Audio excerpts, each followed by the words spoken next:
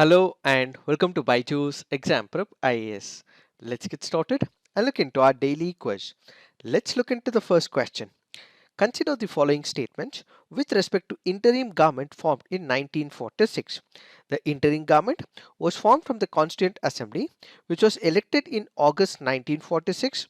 The election to the Constituent Assembly was not direct and representatives were elected by the provisional assemblies. Ghaznafar Ali Khan was the finance minister of the interim government of the Congress and Muslim League. Which of the statements given above are correct? The answer to this is one only. Why have we taken this practice question? Because this article on the Indian Express makes a reference to the interim government. Let us try and understand what are these statements. When you look into the first statement, the interim government was formed from the Constituent Assembly, which was elected in 1946. What is this interim government? This is also called as the Provisional Government of India, and this was formed on 2nd of September 1946. Why was it formed? We got our independence in the year 1947. The interim government was formed in the year 1946. So for the transition period from a British colony to an independent republic, what we required is a structure to be laid down. As a transition government, a type of government was formed which is called as the interim government. So the elections for the Constituent Assembly were not direct elections, as these members were elected from each of the provisional legislative assembly. So the first statement is right. When you look into the second statement, Ghaznafar Ali Khan was the finance minister of the interim government of the Congress and Muslim League. This happens to be a wrong statement. That is because it is not Ghaznafar Ali Khan, but instead it happens to be Liaquat Ali Khan. Let us try and understand more details about this India's interim government. The interim government was formed as the provisional government between an imperial structure and a democratic structure. This interim government was formed from the Constituent Assembly, which was elected in 1946. In these elections, the Indian National Congress won around 69% of the seats and also had a majority as well. The Congress party won about 208 seats and the Muslim League won about 73 seats. In the interim government, the Viceroy's Executive Council was equivalent to the position of Council of Ministers, which acted as the executive. And we have Pandit Jawaharlal Nehru, who also was the Vice President and served as the de facto Prime Minister. So he was acting as the de facto Prime Minister, and who was holding the position of Finance Minister? It happens to be Liaquat Ali Khan. So we have the President of the Executive Council, which happens to be Viscount Wavell, Commander-in-Chief Claude Assenglick. Then we have the Vice President, also in charge of External Affairs and Commonwealth Relations, which is Jawaharlal Nehru. Agriculture and Food Ministry was taken over by Rajendra Prasad. Commerce under Ibrahim Ismail Chudiga. Defense under Baldev Singh. Finance under Liaquat Ali Khan. So remember, these are some of the important points from the preliminary examination point of view. Now let's look into the next practice question. Which of the following statements are correct? Pashmina shawls gained much prominence in the days of Mughal Empire as objects of rank and nobility. There are two breeds of Pashmina goats in India. One happens to be Chegu, the other happens to be Chantangi. Kashmir Pashmina has been accorded a GI tag.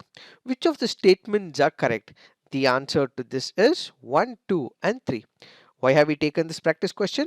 Because this article on the Hindu makes a reference to the Pashmina shawls. Let us try and understand what are these statements.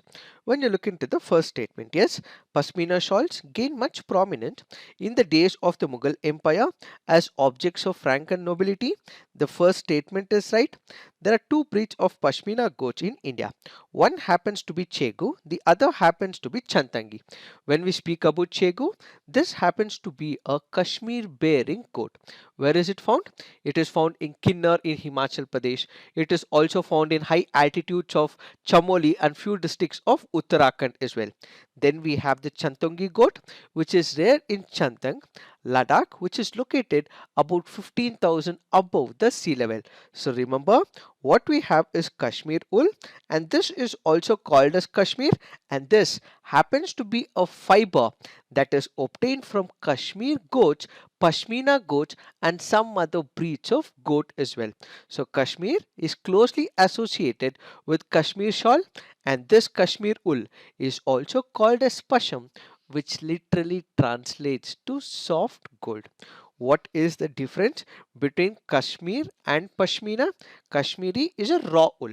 So you have the goat. So the raw wool that is taken out of the goat is what is called as Kashmiri, and Pashmina happens to be the prepared one, which means the Kashmiri wool is prepared into luxury shawls, scarves, wraps, so on and so forth, which is called as Pashmina. So we have Kashmiri, which is a raw wool that is just taken out of Chegu and Chantagi. This happens to be a raw wool, and when it comes to Pashmina, it is processed one, and this basically means we have products that are derived from this particular wool, which is called as the Kashmir Pashmina. And yes, the third statement is also right, that Kashmir's Pashmina shawls are considered as some of the best quality shawl, and they have also been accorded the GI tag as well. And once the GI tag is given to them, there will be authenticity of this particular product. So all the three statements are right. So the answer to this would be 1, 2 and 3. And if we have to look into some of the key facts, Pashmina shawls gained much prominence in the days of Mughal Empire as objects of rank and nobility. Baba first established the practice of giving kilat, giving robes of honor, in 1526 to members of his court for their devoted service, high achievements, or as mark of royal favor. A kilat could be seen as a set of clothes consisting of turban, coat, gown, trousers, shirts, etc., all of which could be made of Pashmina wool.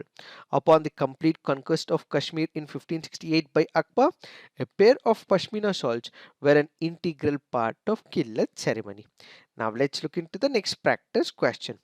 The Petrapole-Benapole integrated checkpost will serve to foster greater economic integration and connectivity between India and which country? Is it Bangladesh, Bhutan, Myanmar, or Nepal? The answer to this is Bangladesh. Why have we taken this practice question? Because this article on the Indian Express makes a reference to Petrapole and Benapole. So remember, the Petrapole-Benapole happens to be an important land border between which countries? What we have is India as well as Bangladesh. So it is a border area between India and Bangladesh. If we look into the data, more than 50% of India-Bangladesh trade passes through Petrapole. So Petrapole is one of the regions which is present in West Bengal. Then we have Benapole, which is one of the regions which is present in Bangladesh. This happens to be a place where there is an integrated checkpost between India and Bangladesh. So more than 50% of India-Bangladesh trade passes through Petrapole. Trade worth more than 15,000 crore takes place at the Petrapole integrated checkpost, and approximately about 15 lakh people, 1,50,000 trucks cross the Petrapole-Benapole every year.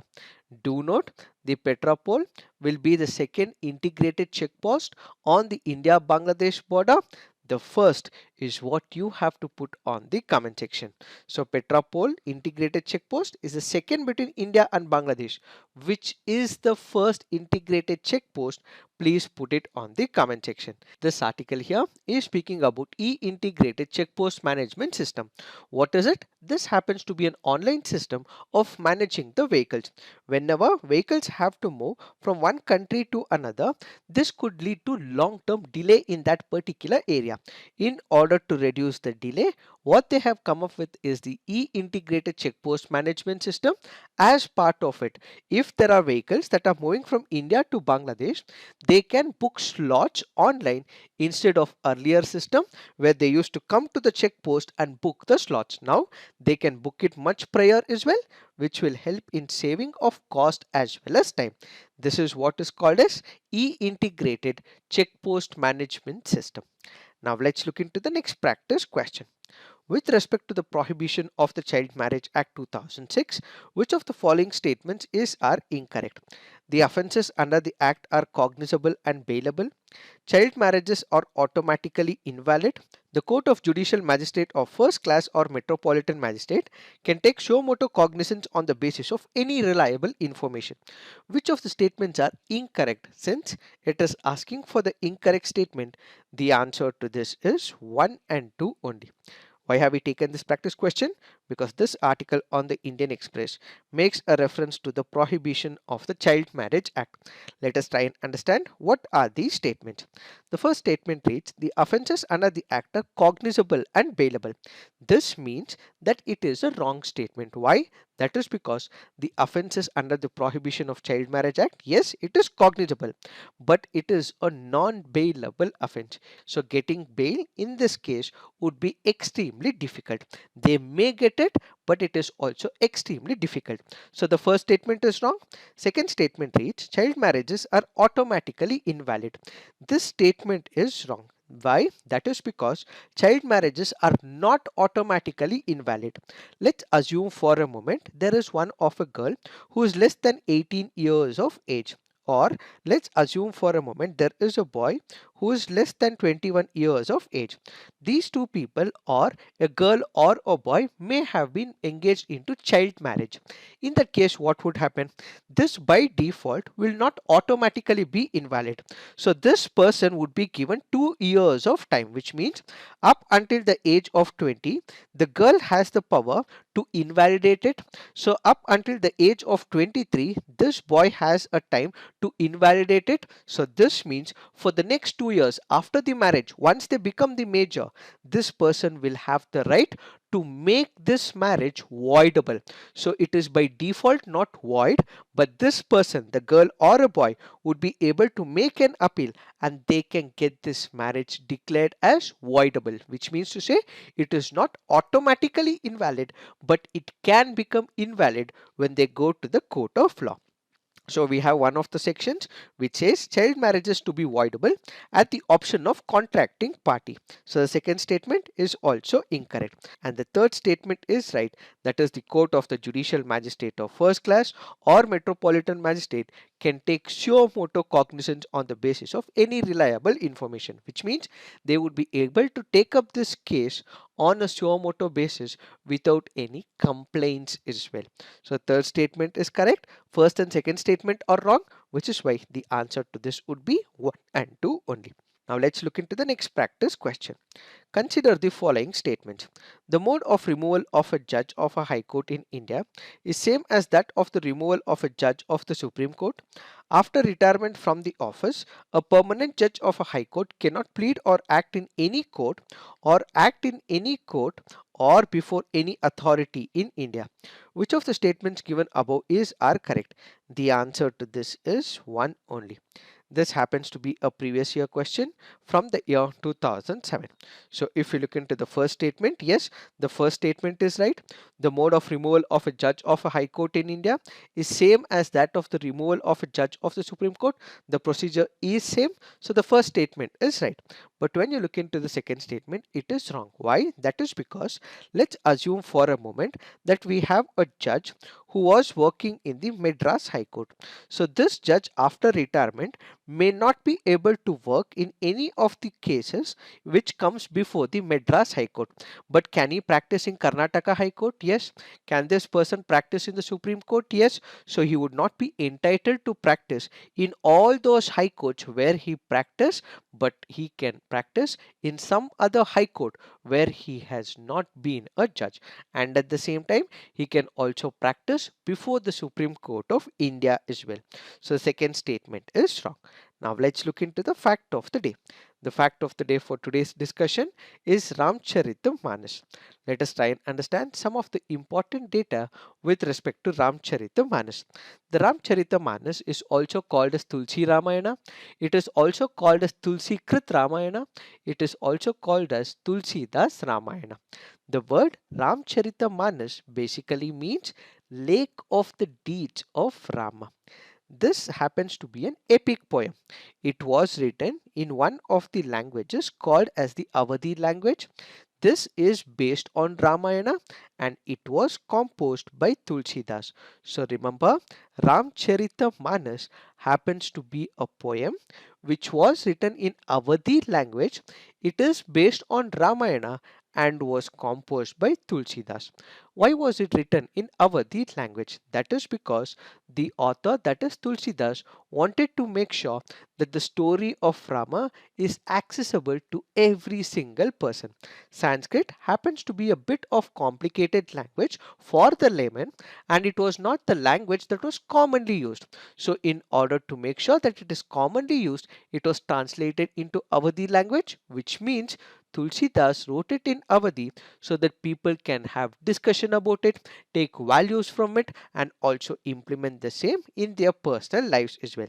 So remember, this happens to be a poem that is written in Awadhi language and was composed by Tulsidas. Now let us see some of the differences between Ramayana and Ramcharitmanas. Ramayana was written by sage Valmiki, who was a contemporary of Lord Rama. Ramcharitmanas was written by Tulsidas. Ramayana was written in Sanskrit language. Ramcharitmanas was written in Awadhi language. Ramayana was written in Treta Yuga. Ramcharitmanas was written in Kali Yuga. Ramayana is composed of 7 chapters: Balakandam, Ayodhya Kandam, Aranya Kandam, Kishkinda Kandam, Sundara Kandam, Yuddha Kandam, and Uttara Kandam. Ramcharitmanas is composed of 7 chapters with just one difference that Tulsidas changed Yuddha Kandam to Lanka Kand. Shlokas format was used to write Ramayana. Chaupas format was used to write Ramcharitmanas. It is this that we have to understand with respect to this topic. So this is it for today. Thank you for watching. All the best.